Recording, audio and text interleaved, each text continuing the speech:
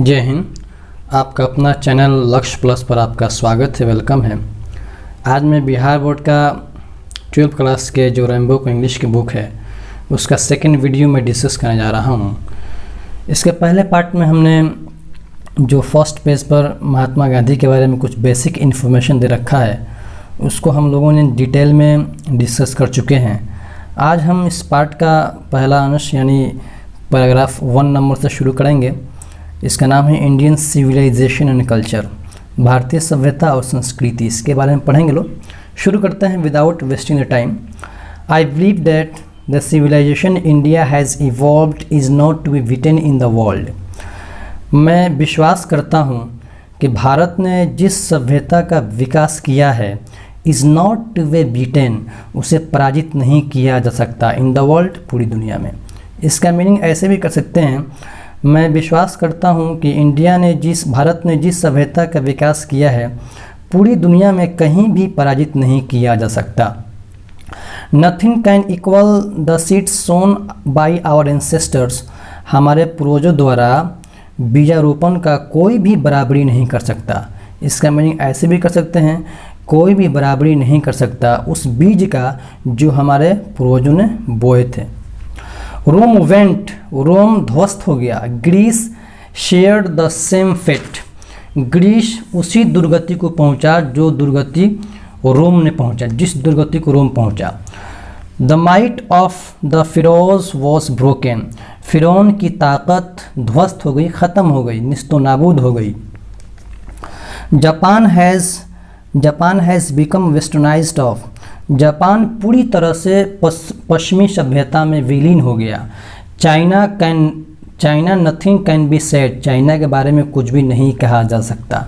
But लेकिन India is still, India अभी भी सम हाउ और अदर, किसी न किसी ढंग से साउंड एट द फाउंडेशन, अपने नींव पर, अपनी बुनियाद पर अड़ा हुआ है, बरकरार है। सब खत्म हो गया, दुनिया की सारी सभ्यताएं, लेकिन भारत की सभ्यता इतनी मजबूत है कि अभी भी ये बरकरार है। The people of Europe learn their lessons from the writings of the man of Greece और रोम या यहाँ से करेंगे the people of Europe, Europe के लोग लर्न देयर लेसन्स, अपने पाठ को सीखते हैं from the writings of the man of Greece और रोम या ग्रीस के लोगों के लेखों से। Which exist no longer in their former glory, जो ज़्यादा दिन तक अपने भूतपूर्व वैभव के साथ अस्तित्व में नहीं रह सका। ग्लोरी मतलब होता है आपका प्रतिष्ठा, महत्व, वैभव, महिमा। In trying to learn from them, उनसे सीखने के क्रम में द यूरोपियंस इमेजिन, यूरोप के लोग सोचते हैं दैट के they will avoid the mistakes of Greece and Rome और ग्रीस की गलतियों को रोकेंगे। यानी यूरोप के लोग ये सोचते हैं कि रोम और ग्रीस जो गलती कर चुके हैं उसको हम दोहराएंगे नहीं। Such is their pitiable condition, यही उनकी दयनीय दशा है।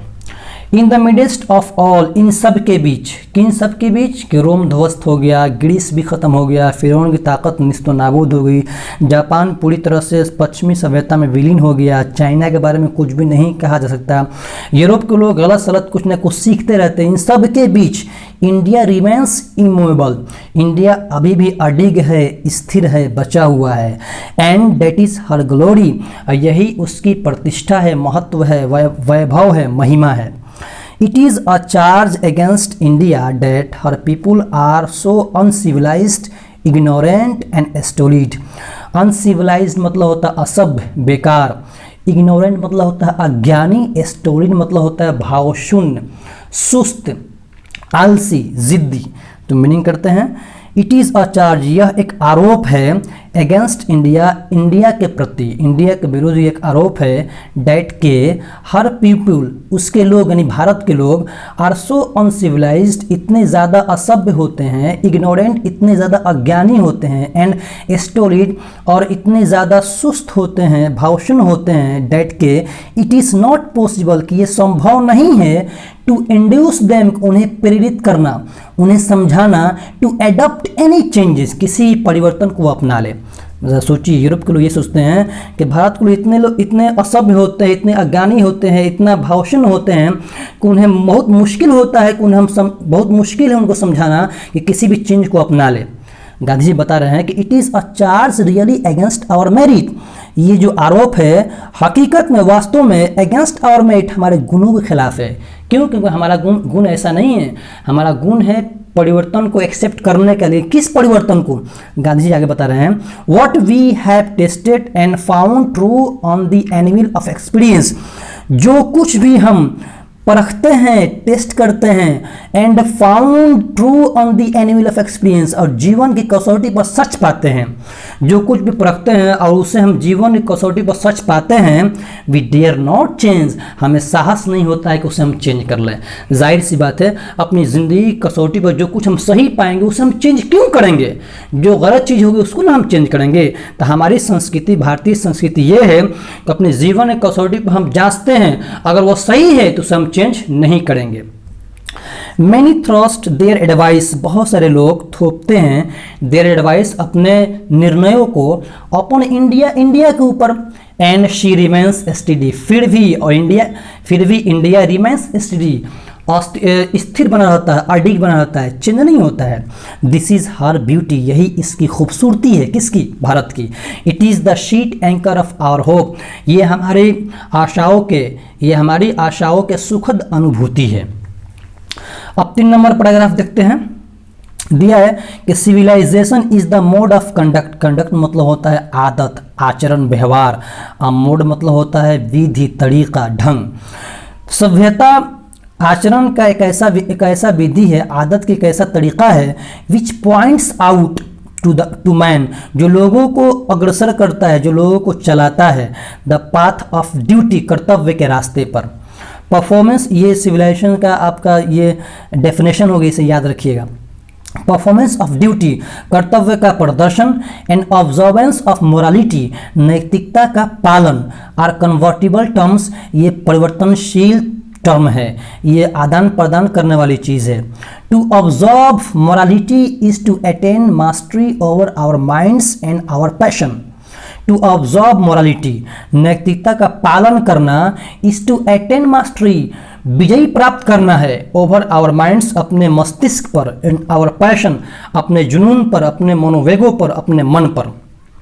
सो डूइंग, इस तरह करने से, वी नो आवर सेल्फ्स, अपने बारे में जानते हैं। The Gujarati equivalent for civilization means good conduct. Gujarati समानार्थी शब्द के लिए, फॉर मतलब होता है के लिए, गुजराती समानार्थी शब्द के लिए सभ्यता का मतलब गुड कंडक्ट होता है, अच्छा आचरण होता है, अच्छी आदत होता है। आप बोलिएगा सर गुजराती इक्वावेलेंट की मीनिंग आप शब्द कहाँ से ले लिए, वर्ड में मीनिंग है नहीं। बाबू ये लिटरेचर है, साहित्य है, साहित्य में आपको बनाना पड़ता है ताकि एक दूसरे से अटैचमेंट रहे ये सेंटेंस। चौथा आते हैं, if this definition be correct, अगर ये परिभाषा सही है, अगर ये परिभाषा सही है। अब देखिए इसका मीनिंग जो होगा ना, if this definition be correct, यहाँ लेंगे if this definition be correct as so many writers have shown, ठीक है। ये जो है then India has nothing to learn from anybody else, यहाँ लेंगे ताकि समझ में आ जाए। If this definition be correct, अगर ये परिभाषा सही है, एज सो मेनी, जैसे कि बहुत सारे राइटर्स, बहुत सारे लेखकों ने, हैव शोन, बहुत सारे लेखकों ने स्पष्ट किया, दिखाया है, देन तब इंडिया हैज़ नथिंग, तब इंडिया को कुछ भी नहीं, टू लर्न, सीखने की ज़रूरत है, कुछ भी सीखने की ज़रूरत नहीं है, फ्रॉम एनीबॉडी एल्स, किसी से भी। And this is as it should be, और ऐसा ही होना चाहिए। ये 5 नंबर पैराग्राफ देखते हैं। We notice that the mind is a restless bird, ये बहुत ही प्यारा सेंटेंस है। हम लोग अनुभव करते हैं कि दिमाग है, जो मस्तिष्क है, इज अ रेस्टलेस बर्ड, एक बेचैन पक्षी है, अहीर पक्षी है। क्यों? द मोर इट गेट्स, जितना ही अधिक ये इसे मिलता है, प्राप्त होता है, द मोर इट वांट्स, उतना ही अधिक ये इच्छा को जतलाता है, इतना ही ज़्यादा इसे चाहिए। एंड स्टिल रिमेन्स अनसेटिस्फाइड, और फिर भी रिमेन्स अनसेटिस्फाइड, असंतुष्ट बना रहता है। द मोर वी इंडल, वैसे ही जितना ही ज़्यादा हम लिप्त रहते हैं इन आवर पैशन, अपने मनोवेगों को पूर्ति करने में, अपने जुनून को सुनने में, अपने नफ्स को पूर्ति करने में, द मोर अनब्रिडल्ड, उतना ही अधिक अनियंत्रित, उतना ही अधिक बेकाबू दे बिकम, वे बना देते हैं। आवर एंसेस्टर्स देयरफॉर, इसीलिए हमारे पूर्वजों ने सेट अ लिमिट, एक लिमिट को, एक सीमा को सुनिश्चित कर रखा है, सेट कर रखा है, टू आवर इंडल्जेंस, अपनी लिप्तता के लिए, कितने हद तक आप लिप्त रह सकते हैं उसको सीमित कर रखा है। क्यों? कि दे सॉ डैट, वे अनुभव कर चुके थे कि happiness was largely a mental condition, जो हैप्पीनेस है, जो खुशियाँ है, was largely a mental condition, काफ़ी हद तक मानसिक स्थिति है, काफ़ी हद तक मनोदशा है। यही तक रहते हैं ताकि वीडियो काफ़ी लंबा ना हो और आपको अच्छा भी ना लगे। छोटी छोटी वीडियो बनाऊंगा ताकि आपको सही से समझ में आ जाए। आपसे रिक्वेस्ट है, ये वीडियो अच्छा लगा होगा, प्लीज़ आप सब्सक्राइब कीजिए, क्लिक कीजिए बेल आइकन को और शेयर कीजिए। और सबसे प्यारी बात जो आपके कान में बोलना चाहता हूँ वो ये है कि आप लोग अपने पर्सनल बात को आप लोग कमेंट सेक्शन में ज़रूर लिखें मेरे बारे में कि वीडियो कैसी लगी, आइए पढ़ाने का अंदाज़ कैसा लगा। तब तक मिलते हैं नेक्स्ट वीडियो में, तब तक के लिए धन्यवाद। Thank you very much.